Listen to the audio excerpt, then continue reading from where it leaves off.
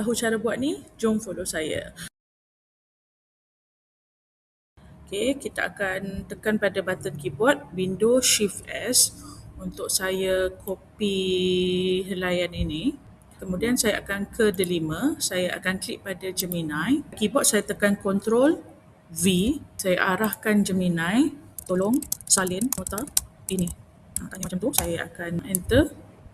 Okay, dekat sini dia akan salinkan nota ni bagi pihak saya lah kan. Okay, sekarang ni saya akan ke Canva. Okay, saya klik pada create. Saya nak A4, landscape. Saya tekan ni, saya ambil ni, dokumen landscape. Jadi saya akan klik pada elemen. Katakanlah saya nak face.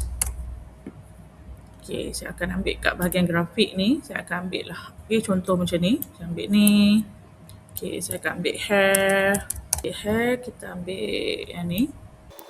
Kita ambil mata.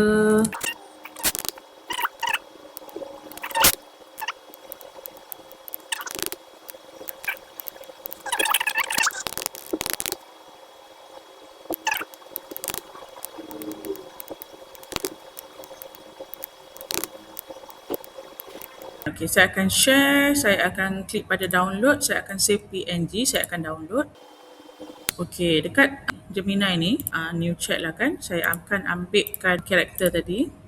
Nak guna ilustrasi ni sebagai karakter komik saya. Komik saya perlu ada 7 panel yang berkisarkan tentang so saya akan letak titik tindih dan saya akan ambil yang ni info tadi tu kat sini.